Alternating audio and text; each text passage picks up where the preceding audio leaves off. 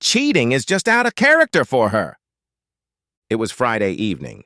I worked an extra hour to close some files and then headed home. The night was cold and the temperature was dropping.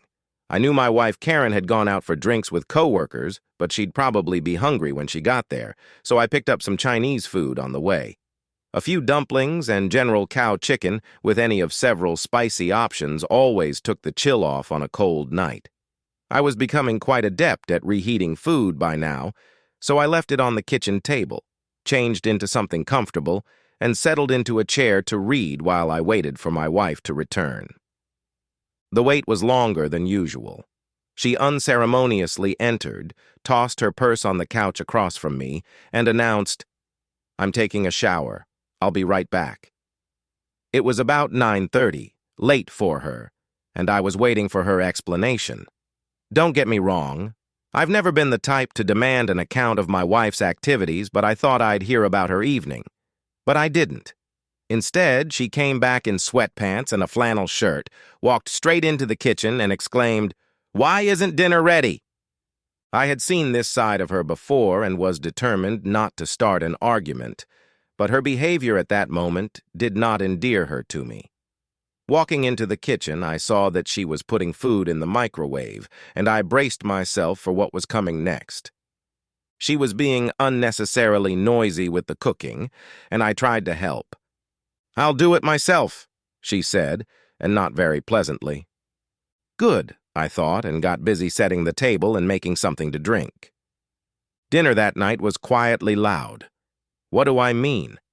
I mean she hardly said anything, but the plates were clattering as she poked and prodded at the food with her fork. She was out of breath, and her unspoken anger filled the room. Tension was written all over her face, and I knew I had to wait. He would come when she was ready. Without raising her eyes from her plate, she said, "I'm glad you didn't join us tonight." That caught me off guard. Isn't that what every husband wants to hear? Well, I love you too. There was a mixture of the same tiredness and impatience in her gaze. Is there anything you want to talk about? She thought for a moment and shook her head. Not yet. No, I have too much to think about. That was the end of it. For the rest of dinner, she was aloof and often muttered to herself. In self-preservation, I volunteered to do the dishes. I'm not sure she said even 10 words to me that night after dinner, and needless to say, sex was ruled out when we went to bed. I practiced fatalistic marital detachment. I kept telling myself, I'll find out about it when the time comes, but until then, there's nothing I can do about it, so I'll just endure it. It went on like that for about 24 hours until Saturday night, around 9 o'clock, when she walked through the living room, picked up her purse, and announced, "I'll be back." Now that's the kind of thing a husband pays attention to. 10 minutes later, I checked the location of her cell phone, but she was still on her way. I watched and waited, and 30 minutes after she left, her phone stopped moving. She was at the hideout. The name speaks for itself. It's the kind of place where cheating spouses go so they won't be noticed. And if they are, no one will admit it because they do the same thing. Now I was furious. 24 hours of silence was something I could still endure, but I would not tolerate this kind of thing. I grabbed my wallet and keys and headed for the hideout. All the way there, I tried to get my emotions under control, and by the time I got there, I realized I had to be careful. I wasn't going to barge in there and confront her. I needed information, and that starts with reconnaissance. I drove slowly into the parking lot and found a spot at the edge of the lot. From where I parked, I could see her car, but she wasn't in it. Judging by my phone, her cell phone was still there, and for a while I pondered whether it was worth the risk of going inside to be seen. Then I saw her quickly exit the establishment and get into her car. She was watching the door of the establishment and didn't notice me. For the next half hour, I sat and watched her while she watched the door. When a couple came out of there, walking close together and having a private conversation like lovers do, Karen perked up. I wouldn't have noticed if I hadn't been watching her, but I knew she saw what she was waiting for. The couple got into the car and after a few minutes of tongue play, drove off. After they left, Karen left and I stayed behind, trying to figure out what I had just seen. The man was about my age or a little older. There was nothing special about him, although I thought I had seen him before. The woman was a few years younger than Karen, and I had to hand it to her, attractive. But who were they to Karen? I kept coming back to the same thought. Was he someone special to my wife, and Karen was angry that he was seeing another woman? It was the only idea I could think of. I'd known Karen since sophomore year of college. We talked about starting a family. Everything I knew about her said she wasn't the type to cheat, and yet why was she here spying on this couple? Who were they to her, and why did I feel like I knew him from somewhere? My pondering was getting me nowhere, so eventually I pulled myself together, started the car, and headed home. When I got home, I found an angry, confused wife there, determined to take whatever was bothering her out on me. "Where have you been?" "Outside." "Outside? Where?" "What do you mean, outside?" "I mean, I wasn't at home. Where have you been?" She didn't seem to want to answer that question. "I was in my car." "Are you ready to tell me what's bothering you?" She only shook her head. "Okay." I decided I was done and went to bed without another word. Whether she got the message or not, she did come to bed, slid between the sheets, and lay still until sleep overtook her. I, on the other hand, found sleep elusive. For the next 3 weeks, she remained absent-minded. Sometimes she came home on time, but more often than usual, she stayed late at work. Conversations were short, as was her temper. This behavior only spurred my imagination, and I had a nasty imagination. I tried not to check on her, but there were a few occasions when I called her during lunch and she wasn't in the office. Then she would stay late at work. The weekends were long and lonely. At times I would catch her mumbling, but I would only catch a few words. The words I did catch were the ones that kept me going. They were words like affair and cheating and a few F-bombs. The words betrayal and divorce caught my attention. All this time I was living in a cold house and sleeping in an even colder bed. Whenever I tried to talk to her about what was bothering her, she shut my mouth. I was at my wit's end when she called me at the office on a Friday afternoon just 3 weeks after it all started. She asked when I would be home that evening and said we needed to talk. For the first time in 3 weeks, I agreed with her. She came home early, and it didn't take me long to get home. When I arrived, she had already showered and changed her clothes. We sat down at the kitchen table, and I prepared myself for the worst. She opened a bottle of wine and poured 2 glasses. I kept mine, and she drank hers in one big gulp and poured herself a second one. I was a real fool, wasn't I? I couldn't argue with her. She looked at me, expecting me to disagree, but I just waited for her. "I did something I'm not proud of, and I hope you won't think too badly of me." Once again, I just sat there and waited. I didn't want to make it easy for her, and I wasn't going to redirect her train of thought. "I probably lost my job today." That got my attention and deserved a response. "What did you do?" "I had a meeting with the director." That's what they called Henry in my wife's office. Henry was the big boss, with department heads under him and project managers under them who ran individual projects. My wife was a worker, not a manager, but she had caught the attention of management and there was talk of a promotion. Again, I was silent.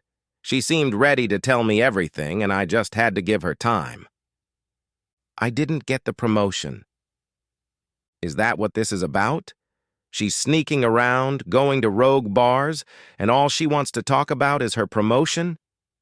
"Carol got it." That rang a bell. Carol Newsom was the young hottie I'd seen coming out of the hideout 3 weeks ago. I'd only met her once, and that was in passing, so I didn't recognize her in the parking lot. Then I realized who the man was. It was Paul Jacobs, Karen's department head. "Did you get an explanation?" My wife looked at me like she wanted to kill someone. "They told me it wasn't my time. Then they promoted someone with 3 years less experience and a history of getting other people to do her work for her. I finally began to understand. The cloud of suspicion and mistrust of the past 3 weeks was dissipating. I muttered to myself, "So that's what you've been doing." Karen thought for a moment, and then her gaze softened. "Where did you go 3 weeks ago?" I was stunned. "That Saturday when I left the house with no explanation. You came home a few minutes after I did. Where did you go?" Okay, it was time for candor. "I followed you." "That's what I thought." "You used my cell phone?" I nodded, and she giggled.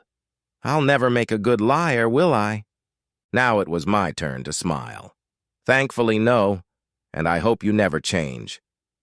"Why did you follow me?" She looked at me, and it hit me. "Did you think I was cheating on you?" "I saw where you parked and thought about how you left. I decided to see for myself." She leaned back in her chair and crossed her arms in front of her. "John David Parker, did you really think I would ever cheat on you?" She used all 3 names. This was not good. "Well, you have to admit that you've been very distant from me lately." She was furious, but she was still logical and could understand how her actions had brought us to this point. "I would never do that to you. I came home that Friday in an irritated mood because my friends told me that Carol had earned my promotion on her back. All the other department heads listen to Jacobs, and Jacobs thinks with his dignity." Yeah, that's about how I pictured him. He was a hound, but fortunately my wife didn't succumb to his dubious charms. "So you're telling me Carol is having sex to work her way up?" "Yes. They announced her promotion this morning, and I stopped by Henry's house before lunch. I told him what I knew and gave him my resignation letter." That sounded like my wife. The thought of her cheating on me never seemed like her, but that was exactly what it was. "How did he take it? I mean, it's basically just office gossip, right?" At that moment, I saw the look of embarrassment on my wife's face. Luckily, 3 weeks of anger was slowly weathering out. "They were meeting for lunch, and I was following them. I have time and date-stamped pictures of them going in and out of motel rooms and a whole bunch of pictures of them exchanging spit." "I suppose you gave all that to Henry?" "I did worse than that." "What could be worse?" "I also gave it to his wife." It took all my willpower to keep a smile on my face. All I could come up with was to say, "I feel violated in the force." That brought a guilty smile to my wife's face, but only for a moment, and then the sadness returned. "They have young children. I may have ruined their marriage." I shook my head. "No, he's the one who ruined his marriage. If I were in her shoes, I'd thank whoever told me about it." Keep in mind that I had been suspicious of my wife's behavior for the past 3 weeks. I suppose my remark was partly to remind her of that. I got a look that said, "Message received, asshole." "So you tendered your resignation today, huh?" She nodded. "Henry told me to come in on Monday and we'll talk." "Well, that's good. I don't think Henry's the kind of guy who likes pigeons on a stool." I didn't think so. I could be wrong, but I don't think Henry likes cheaters. If I were him, I wouldn't want to promote an undeserving female employee who's clawing her way to a promotion. I thought about the next sentence and decided to say it. And I wouldn't want to keep a department head who would promote someone like that. It might seem strange because Karen was genuinely discouraged and thought she had lost her job, but it was the first good weekend I'd had in 3 weeks. We hung out, talked, laughed, went out to dinner, and generally had fun together until the last 3 weeks were just a memory. Oh, and the bed was noticeably warmer. I spent a lot of time that weekend reminding myself and my wife that I married an honest woman. Cheating is just not in her character. Monday morning, we both headed off to work. Karen fully expected to be out of work, and I waited for the call. The call came late in the afternoon. "I'm taking food with me tonight. Don't be late." That wasn't what I expected to hear. "Are you going to tell me how your meeting with Henry went?" She just laughed and said she'd tell me all about it over dinner. It turned out that Henry and I looked at these things the same way. First, he needed to meet with the lawyers to test his options, and then he needed to meet privately with the other department heads so everyone would realize the chaos he was about to wreak in the office. Paul was demoted and reassigned. There were rumors around the office that his wife had kicked him out, but no one knew for sure. Carol was told that she had turned down the promotion for personal reasons and would be reassigned. She would need a long rehabilitation period for further promotion. At least that's what Karen explained. When all this was sorted out, it was announced that Karen had been offered a promotion and had accepted it. She apologized to me and told me that she had spent most of the day getting up to speed on the new job and only then realized that she hadn't called me. It was an apology that was easy to accept. It was widely known that Karen had earned her promotion, and she immediately became one of the most popular project managers in the store. This came as no surprise to me, as she has a strong work ethic and believes in respecting her co-workers. All of this was a year ago. Tonight, Karen informed me that I was going to be a father. She told Henry that she will take maternity leave when the time comes, but promises she will be back. Henry seemed genuinely happy, and I think he began to see her as the daughter he never had. So that's the story of the one time I questioned my wife's fidelity and how I learned that estrogen-fueled revenge may not look like what I expect from a woman, but it's no less effective when it comes. The end! Subscribe to my channel. Thank you.